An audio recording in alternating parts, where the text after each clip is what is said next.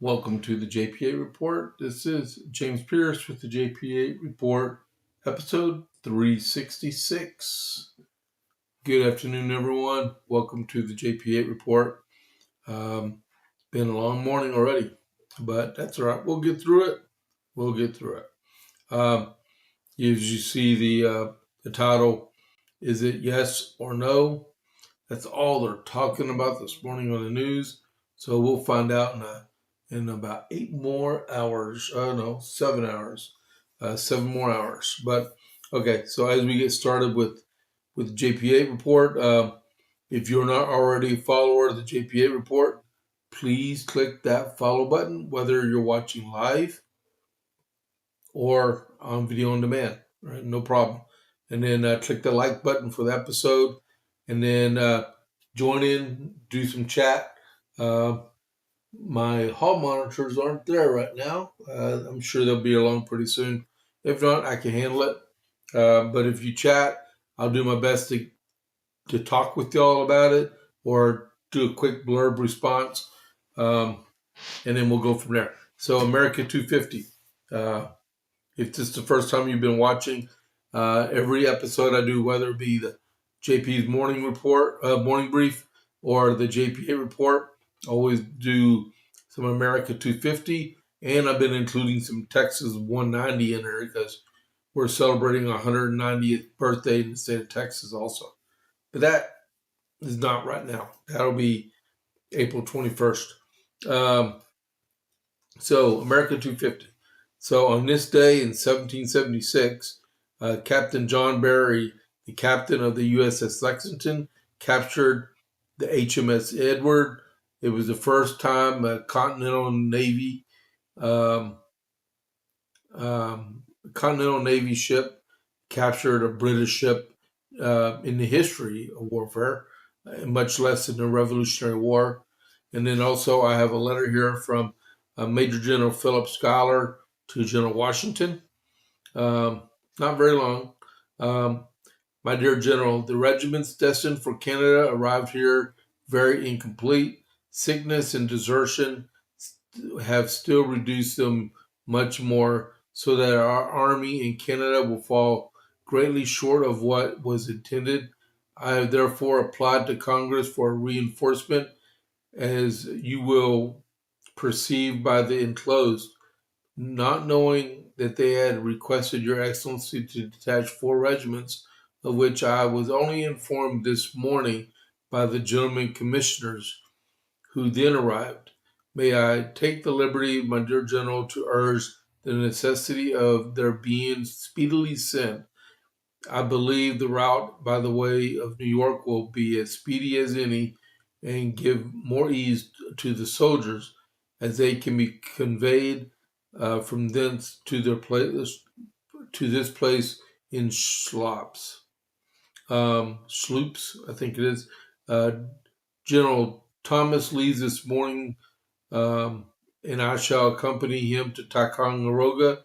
I am, my dear General, with every sentiment of esteem and affection, Your Excellency's most obedient and humble servant, General Philip Schuyler. All right. So that's your America 250. And as we get started, just want to convey what I feel about the current situation out there. Make America great again. First and foremost, President Trump posted this a few weeks ago, but I see it appropriate to keep it on my stream deck. All right, from MAGA all the way. All right, and then the next one is that one. All right, so Iran update for Operation Epic Fury. As we all know, the deadline is tonight, 8 p.m. Eastern, today. Matter of fact, I just saw a picture on TV. The Iranians got kids and women standing in lines on bridges and around power plants and stuff, trying to deflect U.S. Aircraft from bombing them. It's just a show. They'll have them leave. They're not. Hopefully, they're not that stupid. All right. And then the King Fahd Causeway closed this morning. That's the direct route from Bahrain to Dhahran, Saudi Arabia.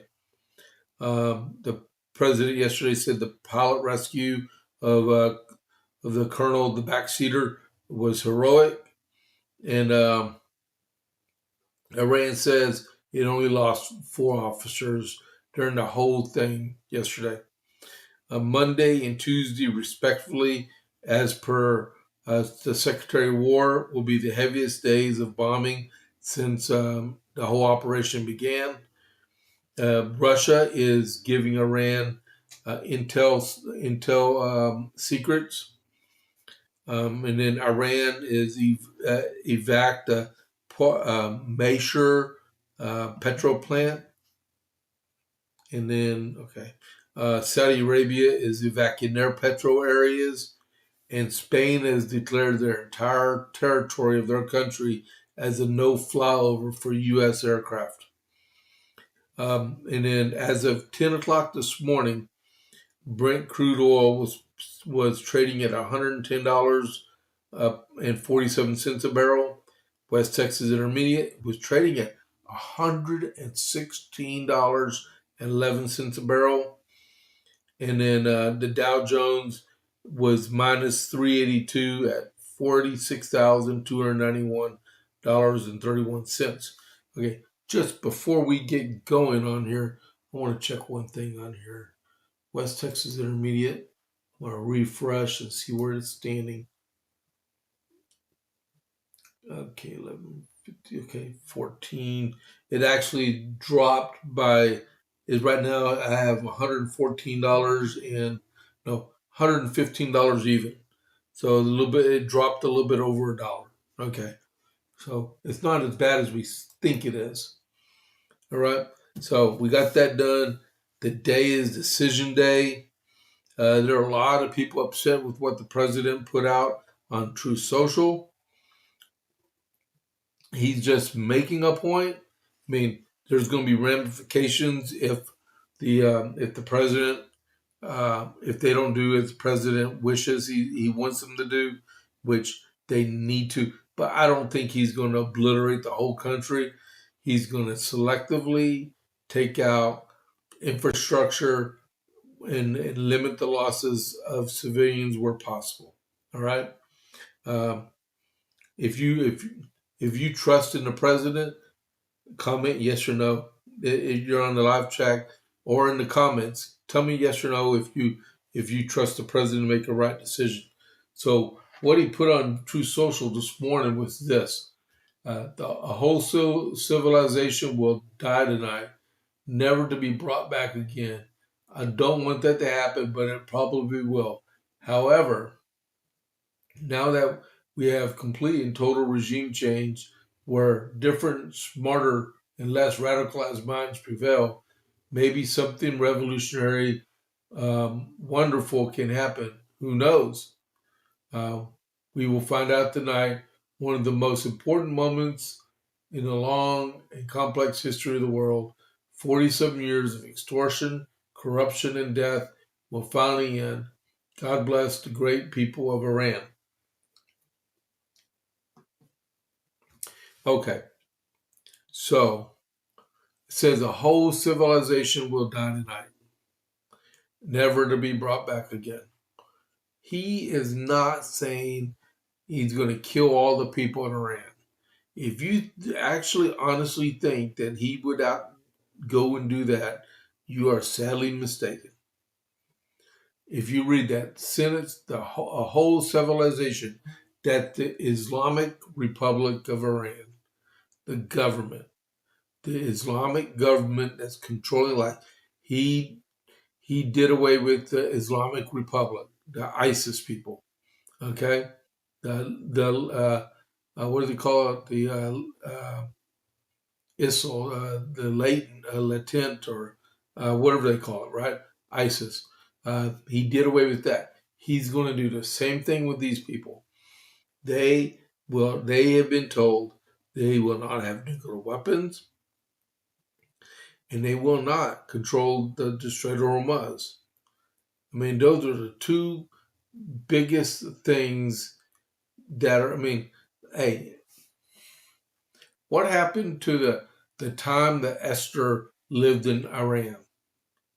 If you know the Bible, you know that after Cyrus, Esther was living there, right? Queen Esther in the Bible. Go read the Bible. The, the only book in the Bible where God is not even mentioned. Okay? So all y'all secular people out there that don't want to hear nothing about Christianity or Judaism or anything like that, read the book of Esther and you won't even read the word God in there. But he will definitely speak to your heart. Okay? But we got to give this a chance to transpire. If you think that, according to the United Nations Secretary, he was saying that if you bomb infrastructure, you're committing a war crime. Well, this is the one time that I really actually agree with John Bolton. He used to be the National Security Advisor. Troops drive across bridges. Troops use electricity. Troops talk on telephones. If you are going to prevent them from doing their job, you're going to destroy bridges, power plants, telephone switchboards, stuff like that. All right? You have no choice in the matter. You have to do that. It is their fault if they want to commingle their resources.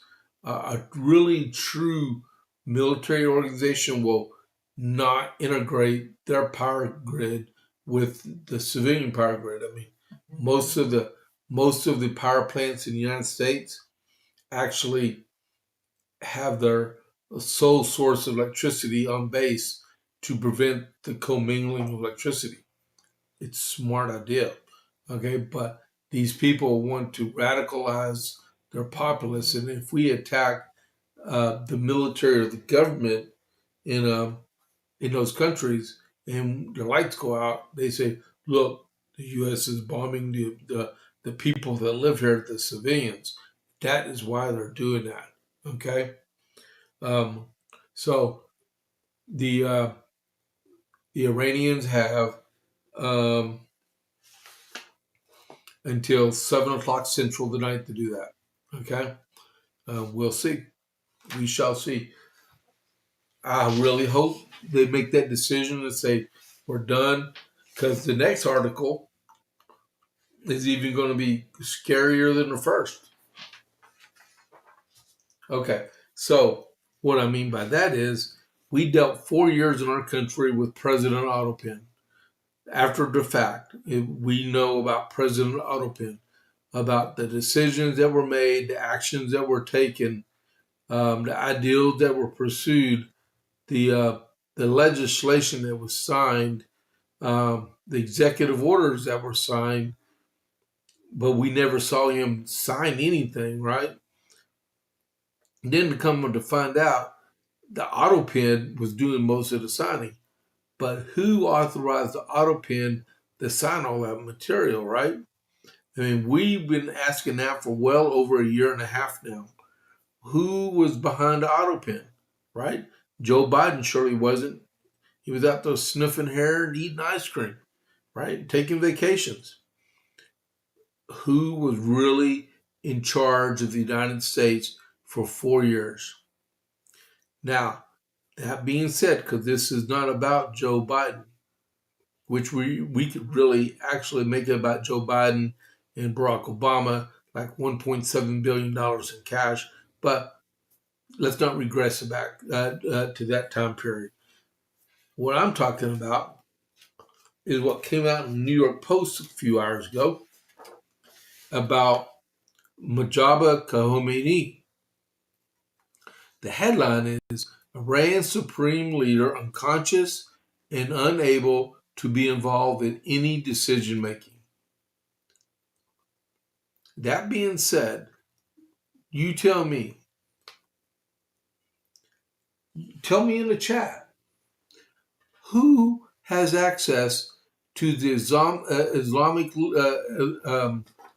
Supreme Leader's X account and keeps putting out these statements and signing these memorandums and directing the army to do what they're supposed to do? Who is it? It sure isn't this guy. For all we know, he's actually really dead. But he sure ain't making no statements. He's not waking up. Give me my phone so I can put out an X. I don't see that happening. I don't.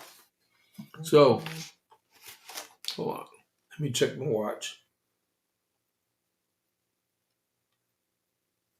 Okay, never mind. It's about a rapper that got shot last night. His name is Offset or something like that.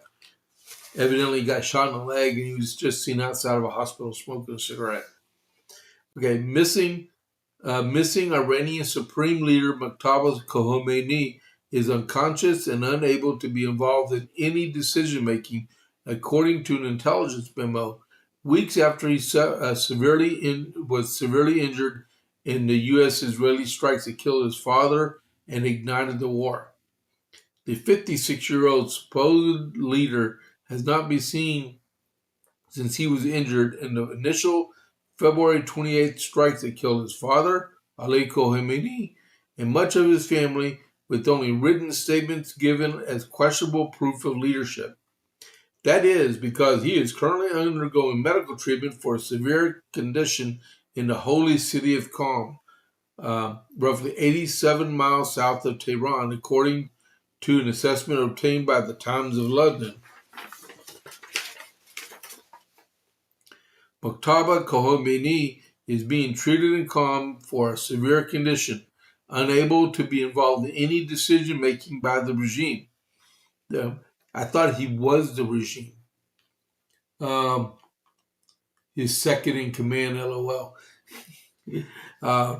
Play with me, man. Okay, play the game. Because I think his second in command may be dead also. Looking for those 72 virgins.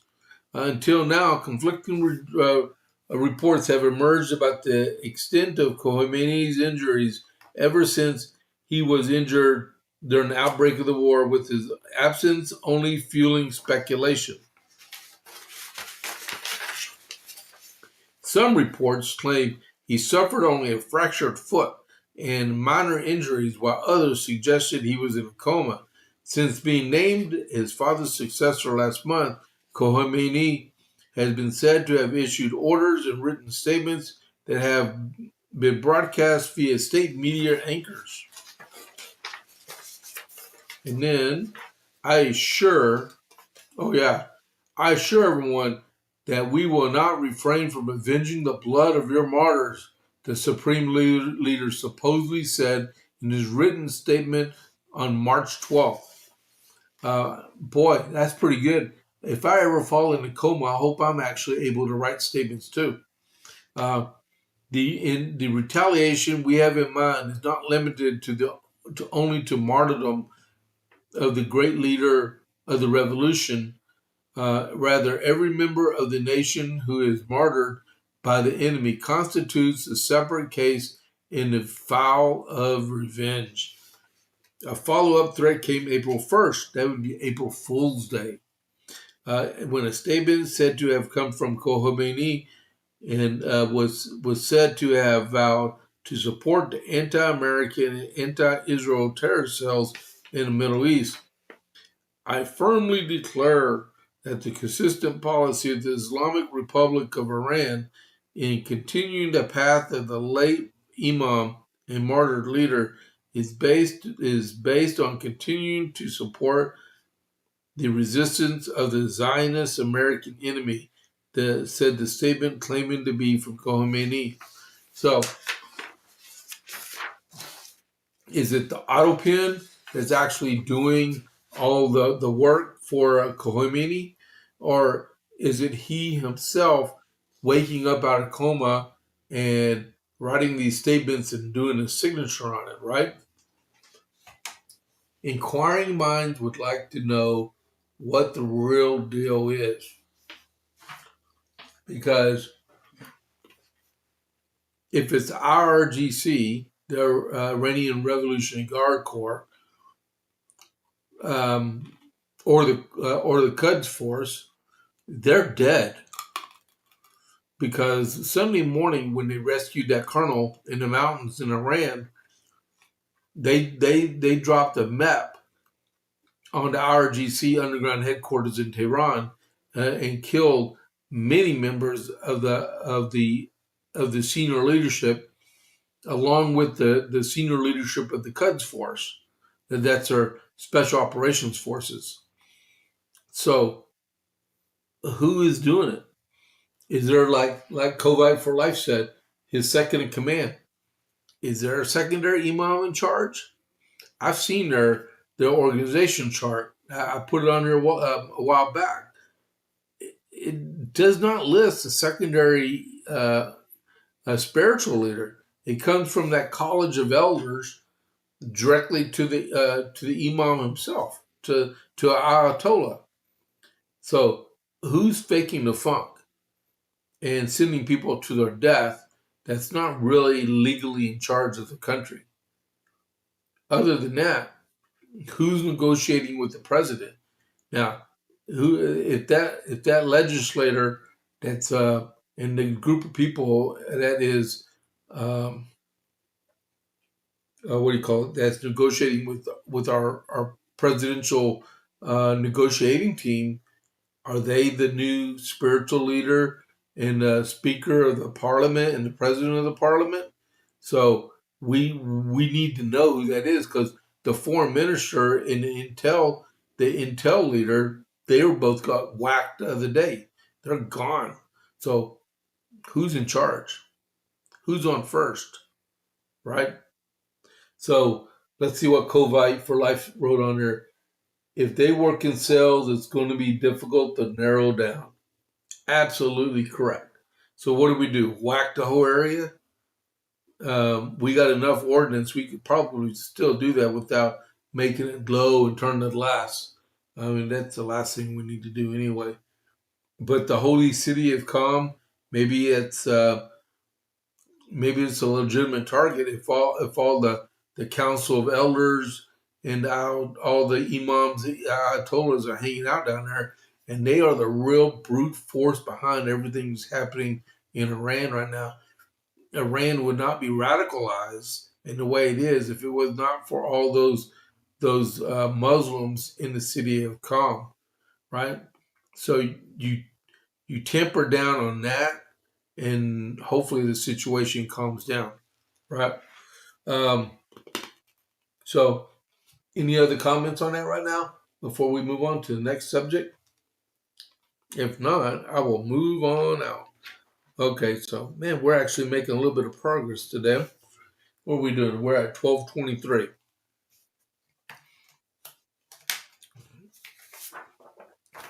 Man, thanks for commenting. Hey, so just so y'all know, when y'all make your comments, I keep calling for people to make comments on the live chat, but you can make comments on the comment section too. But be advised, when you make comments on the comment section, they stay permanently. Like the ones that Kovite for Life left this morning, they're really good comments, but they're going to stay there. I can't delete them. But that Kovite for Life made some comments this morning. But yeah, if you only want them to stay temporarily, put them in the live chat, right? But dude, thank you for commenting. All right, so a little bit of details on the. I'm going to speed through here. We're going to talk about the rescue one more time. Matter of fact, both officers that were on the F-15 are in Landstuhl right now, and they're eventually going to go to Walter Reed. All right.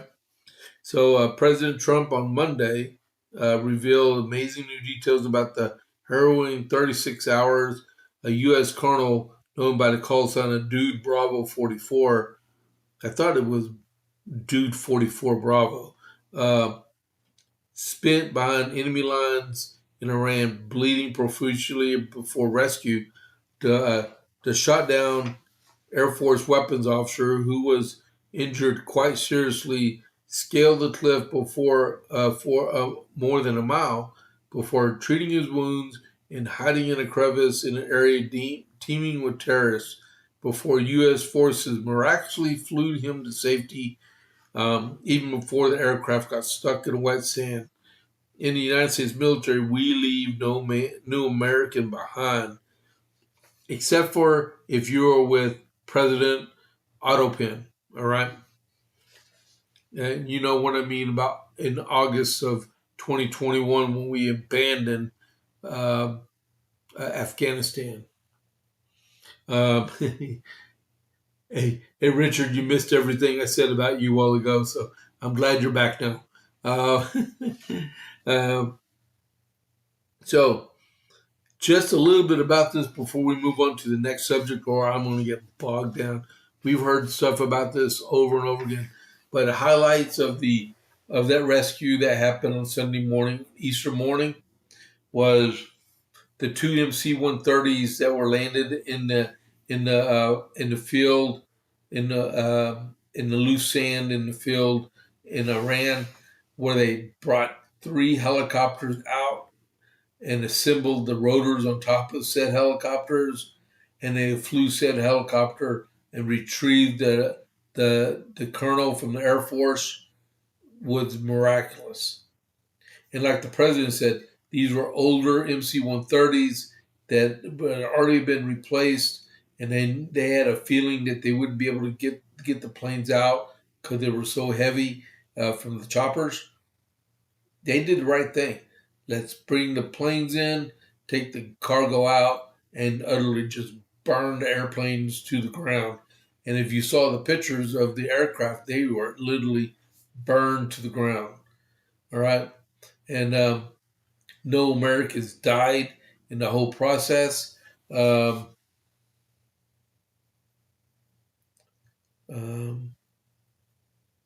man, did I say everything on the? Wow, I missed part of the rain update. But they rescued the Americans. Both of the American pilots have been rescued. They're, like I said, they're in Landstuhl right now. There were the few that were wounded in the initial rescue of the first colonel, not with the second one, but everything's good to go. But it just showed the stark determination of the military officers and the enlisted personnel that all participated and worked as a team to retrieve these 2 Air Force officers and brought them back to safety, right? So the president and then the Joint Chiefs of Staff, I said yesterday, gave an outstanding briefing about what happened over there. So that was good. That was good. Let's just hope that that's the last time our Sea Star has to go into activation mode, right? All right. Let's see. I'm going to go back up to really quick to the Iran update because I told y'all the King Fahd Causeway closed. I told you where it was at. Iran said it's lost 4 officers. Okay, so we had 15, I believe, Air Force personnel who were wounded at Ali Al Salim Air Base. That's in Kuwait, right? I've been there several times. I'm sure Richard, my buddy, Kuwait for life, I bet he's been there before also. Israeli children are told to return to school. Let's see. That's the one. That's the one line I missed. Okay. Yeah. All right. So I'm caught up. I can't believe I missed that. All right. So I'm back. Virginia. Okay. I have an article here. I went over a little bit this morning. Abigail Spanburger, her poll numbers have crashed. She's only been in office 3 months. Okay, so it says Virginia, and then Sean Hannity was, I think it was Sean Hannity was interviewing Glenn Youngkin on his podcast, and he was like talking to him about what's in his plans. I would not doubt if he challenges Tim Kaine, I think is his name. He's the junior senator from Virginia. I would not doubt if he challenges him in the next election in Virginia, or because Mark Warner's up for election right now, and he's already filed. And then, or he runs for governor again in 3.5 years. All right. But Virginia's Democratic governor, or as I call the Secretary General, Abigail Spanburger, was swept into the governor's mansion on a deep blue wave last November, but has seen her popularity plummet after less than 3 months in office. 46% of Virginians disapprove of her job performance, while 47% approve, compared to Virginia's governors from both sides of the aisle since 1994. Spanburger has the highest disapproval rating at this point in her term. In contrast, Governor Glenn Youngkin saw 54% approval and a 39% disapproval at this point in his term, with the highest favorable rating going to Mark Warner. And he had a 78% approval and a 20% disapproval. He's the senior senator for Virginia right now. Spanburger defeated Lieutenant Governor Winsome Sears by 15 points in November, so that would be 68 to 53. Yeah, so if she has a 63% approval rating rating when she got when she got elected, man, that's a 15-point drop almost. The polls pointed out that while Spanburger's favorability was narrow, her win dwarfed that of Youngkin's over McAuliffe in 2021, and the Falls Church business executive favorability at several points higher than hers. George Mason University policy and government dean Mark Rosal, and co-sponsor of the poll, told the Post that while some of a bit of political polarization is baked in, it is unusual to see a result for Spanburger this early in her term after a campaign on a centrist image, because, sir, she lied through her teeth. She campaigned as a centrist and governed like a communist. Okay? 7% of Virginians, however, by contrast, cite her tenure as too conservative. Yeah, I don't know where those people are. But Spanburger's shift on gerrymandering was recently advanced through redistricting referendum. Critics citing her own 2019 words back to her own recent mailers, according to reports.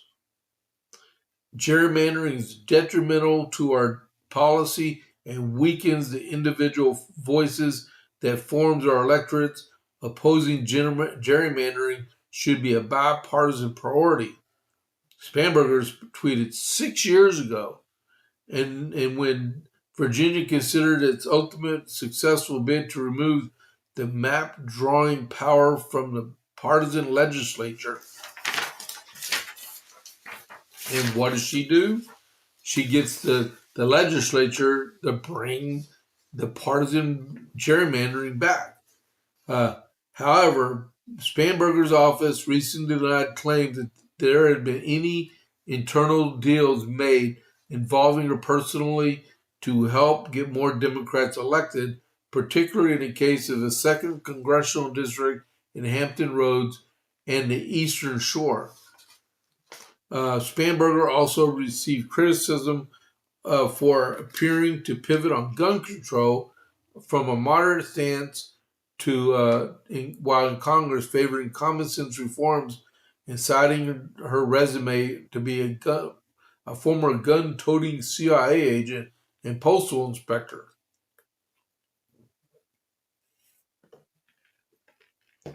To a governor poised to sign sweeping gun bans drafted by far-left Fairfax Democrats. If you look at the map that she has, if you look at the map that they're proposing for Virginia,